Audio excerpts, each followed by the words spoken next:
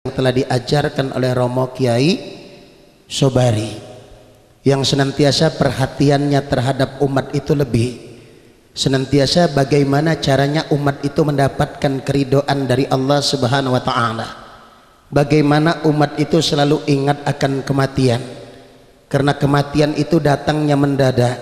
Mati tidak memberitahu terlebih dahulu, yang jelas satu persatu nanti akan kembali kepada Allah Subhanahu wa Ta'ala. Apa jenengan duluan saya nyusul, apa saya nyusul jenengan duluan, ibutan apa-apa.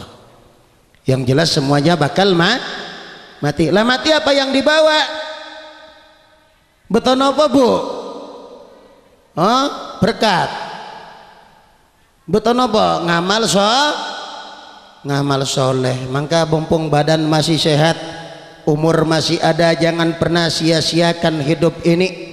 Hidup hanya sekali, jangan sampai hidup ini disia-siakan, karena Allah Subhanahu wa Ta'ala menciptakan kita untuk hadir ke dunia ini hanya satu visi dan misi, satu tujuannya, wa ma khalaqtul jinna wal insa illa liya'budun. Aku tidak pernah ciptakan jin dan manusia kecuali untuk mengabdikan diri kepadaku, untuk ibadah kepadaku. Sekarang saya tanya Bapak Ibu, kira-kira yang tidak mau ibadah pantas tidak ngaku manusia? Wa ma khalaqtul jinna wal insa illa liya'budun. Aku tidak pernah ciptakan jin dan manusia kecuali untuk ibadah kepadaku. Yang tidak mau ibadah kira-kira pantas tidak ngaku manusia?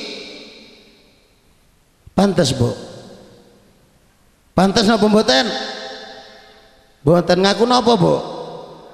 Ya wis karepe ngaku wedhus ya kena, sapi ya kena, kebu ya kena. Ning ora usah ngaku menungsa. Nek ngaku menungsa harus siap dengan segala konsekuensinya. Wa ma khalaqtul jinna wal insa illa liya'budun. Aku tidak pernah ciptakan jin dan manusia kecuali untuk mengabdikan diri kepadaku, beribadah kepadaku. Ibadah dalam arti kata yang luas, bukan cuman sholat, bukan cuman puasa, bukan cuman haji, bukan cuman zakat, bahkan 24 jam waktunya orang yang beriman akan bernilai ibadah kepada Allah Subhanahu wa Ta'ala. Bahkan tidurnya orang beriman, makannya orang yang beriman, nilainya ibadah kepada Allah. Lalu ada sekelompok orang tan mriki wonten napa mboten, duka kula mboten ngertos.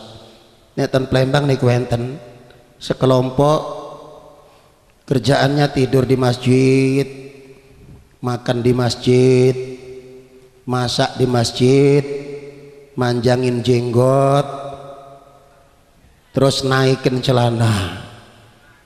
Nah, jenggotnya panjang, kalau sarungan celananan setengah tiang kata orang Palembang.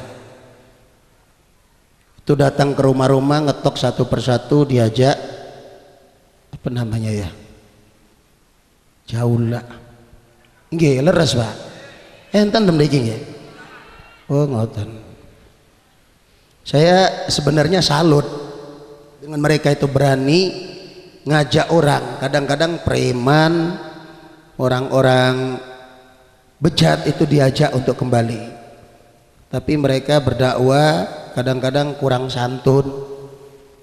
Berdakwah ndak ngerti ilmu dakwah. Akhirnya anak istri ditinggalin, telantarin berbulan-bulan di rumah. Kalau ninggalin saham yang banyak, punya perusahaan besar ya boten napa-napa. Ini berangkat ninggalin anak istri ditelantari kados Bang Toyib niku Pak. Bang Toyib niku 3 kali lebaran, 3 kali puasa ndak pulang-pulang Bu ya. Lagi ngoten jamaah niku. Ten sing 40 hari, 4 bulan, 7 hari. Pokoknya tidur di masjid, makan di masjid, masak-masak di masjid. Habis itu airnya habis, masjidnya kotor, ditinggal pergi lagi tempat lain. Jalan lagi bawa kompor, bawa kasur. Lah niki pun boten zaman Pak Mudin niki nggih. Maka dari itu kita harus pekah tinggal di tengah-tengah masyarakat. Kalau ada ajaran-ajaran yang baru masuk jangan mudah diikuti. Pokoknya jadilah orang NU. Orang NU tuh walaupun tidak sholat masih masuk surga, yang penting punya kalender NU. Kalau ndak punya kalender NU, ndak sholat mboten napa-napa, bisa masuk surga. Mosok yang duwe kalender NU ndak sholat ya. Kalau yang punya kalender NU mesti sholat. Jadi jadilah orang NU, jangan ikut-ikutan dengan ajaran-ajaran yang baru. Karena ini kalau di Jawa alhamdulillah masih banyak ulama-ulama yang mengarahkan umat. Tapi kalau di Sumatera itu ulama-ulama yang sepuh-sepuh itu satu persatu sudah meninggal, kembali kepada Allah. Muncul yang muda-muda. Nah yang baru muncul ini bid'ah, ini haram, ini tidak boleh, maulidan bid'ah, haul neraka, Masya Allah, Isra Mi'raj bid'ah, haram. Ini muncul di mana-mana. Nah kalau kita tidak antisipasi dari sekarang akan masuk ke lingkungan-lingkungan kita, maka tugas kita semua meneruskan apa yang ditinggalkan oleh mereka para ulama yang sudah bersusah payah berjuang untuk apa? Untuk menyelamatkan kita daripada kesesatan, daripada ajaran-ajaran yang tidak benar. Lalu muncul lagi sekarang kita ikut dengan mereka. Para ulama akan sedih, terutama Mbah Bari akan nangis. Kenapa? Melihat murid-muridnya mungkin sudah ikut-ikutan yang demikian itu. Tapi alhamdulillah dengan izin Allah, dengan bimbingan para romo-romo kiai, kita tetap berpegang teguh dengan ajaran para salafun sholihin, pendahulu-pendahulu kita, orang-orang yang soleh. Mbah Bari ini Masya Allah, Bapak Ibu yang saya hormati, saya tidak banyak tanya dengan Bapak. Saya kemana-mana jalan, saya ke Jawa Timur, di Lamongan ketemu seorang kiai punya pondok besar, Kiai Gopur namanya. Itu kenal Mbah Bari, katanya murid Mbah Bari pernah ngambil toriko dengan Mbah Bari. Di Sumatera itu ada Kiai Haji Syarif Sulaiman, itu punya pondok pesantren Hijratul Muhajirin, santrinya 2000-an itu juga toreko Naksabandi Kholidiyah. Begitu saya ngisi akhir sana di pondok itu, dia mengatakan, sampean aslinya mana Ustaz? Saya orang Palembang asli yai. Lah kok saged Jawi? Nggih garwa kula tiyang Jawi, kula riyen nggih mondok ten Jawi. Oh ngoten, Jawine pundi? Demak. Loh, Demak tanggoku nek ngono. Lah jenengan tiyang pundi? Kula sanding Masjid Agung. Lah jenengan Demake pundi? Kula Dempet Harjawinang. Oh Wedian. Wedian jenengan ngertos Wedian yai? Loh kono ana guruku sinten yai? Mbah Bari. Terus ada lagi beberapa waktu yang lalu saya masuk ke desa Karangagung itu namanya, di Provinsi Sumatera Selatan. Perjalanan dari Palembang itu naik speedboat itu 4 jam perjalanan. Di situ ada banyak pondok pesantren. Ketemu lagi ada Kiai Nur Ahmad, punya santri banyak lagi. Saya tanya, yai jenengan Jawine pundi? Kula Demak. Demake pundi yai? Kula Tanjung Anyar. Tanjung Anyar Dempet yai? Nggih. Gajah. Lah di situ ada Desa Harjawinangun. Lah kok sampean tahu Desa Harjawinangun? Lah mertua saya orang sana. Siapa? Yirodi. Oh Yirodi anaknya Yesubari. Lah jenengan ngertos Yesubari? Itu guru saya ngambil toreko dengan dia juga. Masya Allah, ini Bapak Ibu yang saya hormati, berarti Mbah Bari sudah menyebarkan kemana-mana para murid-muridnya untuk menyelamatkan umat-umat yang ingin kembali kepada Allah Subhanahu wa ta'ala. Maka ini mari, karena manusia itu kalau sudah meninggal dunia tidak bawa apa-apa, semuanya akan tinggal. Rumah besar tinggal, apalagi rumah kecil. Sawah yang lebar tinggal, apalagi cuman sedikit. Punya duit banyak, deposito di bank tinggal yang dibawa cuman amal soleh. Punya mas gelang, mas kalung, mas antingan, mas napa malih Bu, mas cincin, semuanya tinggal meneh mas Karsono. Masya Allah, orang ono sing digawa, semuanya bakal tinggal. Idza mata ibna adam in qata amaluhu ila min salasin shadaqatin jariyah wal ilmun yantafa'u bihi awaladin sholihin yad'ulah. Apabila meninggal manusia yang namanya anak Adam, berpisah roh dengan jasadnya kembali kepada Allah Subhanahu wa taala, putus segala amalnya kecuali 3 perkara. Yang pertama, shadaqatin jariyah. Apa itu sedekah jariah? Sedekah jariah itu sedekah yang diberikan untuk kepentingan umum. Kalau sedekah untuk individu, orang per orang, pribadi, itu pahalanya hanya sebatas itu saja. Tapi kalau memberi untuk fasilitas umum, selagi tempat itu digunakan orang, maka pahalanya akan mengalir terus. Tulang belulang boleh hancur di dalam tanah, tapi pahalanya akan terus ngalir. Ada yang bangun masjid datang, Pak, kula nitip niki kangge tumbas keramik sekotak. Pak, kula nitip tumbas behel setunggal, tumbas semen sak. Selagi tempat itu digunakan orang, maka pahalanya akan terus mengalir kepada kita. Oh, ini langgar semene gede nih Bu, Masya Allah. Ini membutuhkan uluran tangan kita semua, karena ini yang akan membantu kita di akhirat nanti. Yang kita bawa ini sodako jariah. Yang lainnya semua bakal tinggal. Duwe kelambi abang, ono apa? Nek cara Palembang payet ngene Bu. Jilbabe abang ono. Duwe kalung sak rantai napa Pak? Tinggal kabeh kok. Orang nanti gawa, nek wis mati tinggal kabeh. Jadi masuk kuburnya nyesel. Jadi mari beramal jariah, sedikit demi sedikit kita sisakan harta kita sisihkan untuk beramal jariah. Karena ini yang akan nantinya membantu kita di akhirat nanti. Tambah sadar, habis panen nyumbang ini sekian, datang ke masjid, ke musala nyumbang 50.000, ngertos 50.000 Bu, pinten 50.000. Basa napa niku nggih? Inggris ya. Masya Allah. Nyumbang 50.000 iso mlebu swarga. Bu, jenengan purun mlebu swarga? Bu, mau masuk surga? Yang ndak mau tunjuk tangan. Hah? Yang ndak mau masuk surga tunjuk tangan. Saya mau lihat orangnya yang mana yang ndak mau masuk surga. Wong Kanjeng Nabi nate dawuh niku Bu.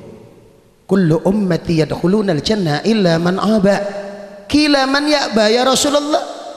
Qala man ata'ani dakhala al-jannah wa man asani faqad aba.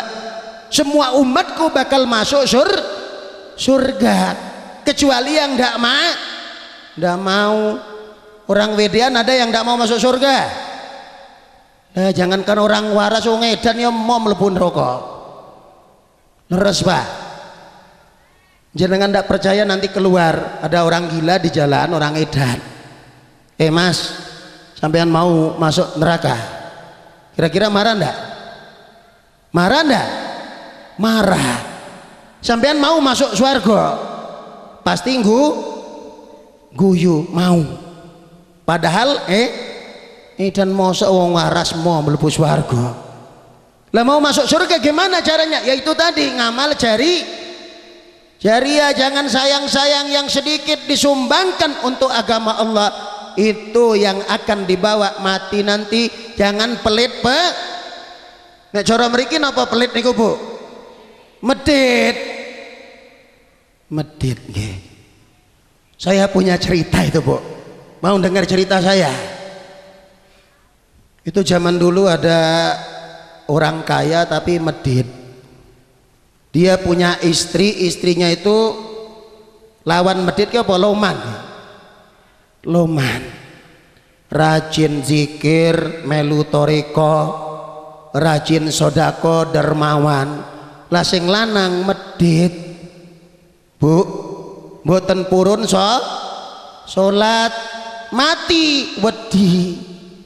Masya Allah. Ini pada suatu hari lagi makan siang ini suami istri, ada pengemis yang datang. Assalamualaikum.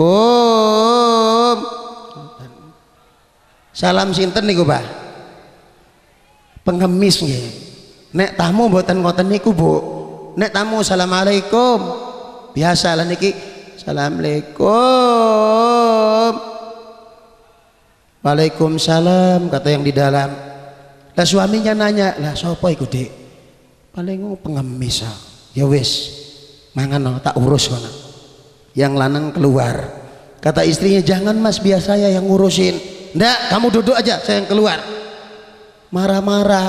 Lo sampean tuh badan sehat, bisa kerja, cari rezeki itu jangan minta-minta kayak gini. Saya bisa kayak gini karena saya kerja keras. Pergi dari sini. Tidak dikasih Bu. Akhirnya pengemis itu lari sambil doa minta kepada Allah. Doa nek cara mriki napa Bu? Donga. Oh nggih ngoten nggih. Doa. Apa kata si pengemis? Ya Allah, tunjukkanlah kekuasaanmu. Semenjak kejadian itu sedikit demi sedikit rezekinya habis, hartanya habis, dia sakit, akhirnya ndak punya apa mboten gada nopo. Akhirnya istrinya minta cerai, pisah, suami istri pisah. Setelah pisah menjalani kehidupan masing-masing, pada suatu hari seorang istri didatangi seorang laki-laki yang ganteng kaya lagi Bu. Assalamualaikum. Waalaikumsalam. Ada apa ya Pak? Saya cuman tanya, katanya sampean tuh rondo. Loh, sampean kurang ajar. Teko-teko takok rondo ini. Saya memang janda, tapi saya bukan janda murahan. Sampean jangan berani-berani dengan saya. Loh, jangan marah. Jebule sing lanang ki mudin Bu. Mboten mudin mriki. Masya Allah. Saya mau melamar sampean. Akhirnya singkat cerita, yang perempuan cari tahu ini siapa orangnya. Rupanya laki-laki ini orang dermawan, rajin ngibadah nopo ibadah. Nek cara nggen kula nggih ibadah mriki ngibadah. Ngoten. Ahli ibadah, orangnya loman, suka sedekah. Akhirnya singkat cerita diterima lamaran, nikah, menjalani kehidupan bahagia, sakinah, mawaddah, warahmah. Si istri rajin sodako, suami baru rajin sodako, suami ikut pengajian, istri ikut pengajian, istri jamaah ke musola ke masjid, suami ikut jamaah. Akhirnya mendapatkan kebahagiaan dengan suami yang baru. Pada suatu hari cerita lama terulang kembali nih Bu. Ketika suami istri lagi makan siang, tahu-tahu ada yang datang lagi. Assalamualaikum. Waalaikumsalam. Siapa iku Dek? Paling pengemis. Ya sudah kata suaminya, lihat ke depan situ. Hanya dikasih makanan, kasih pakaian, dikasih duit lagi. Habis pengemisnya pergi, si istri masuk ke dalam nangis. Suami tanya, loh kok nangis?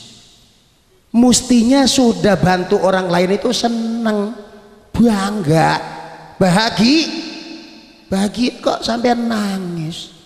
Bagaimana saya ndak nangis? Wong sing jadi pengemis ku bojoku kae. Masya Allah. Ini Masya Allah Bapak Ibu yang saya hormati. Suami yang dulu udah jadi pengemis.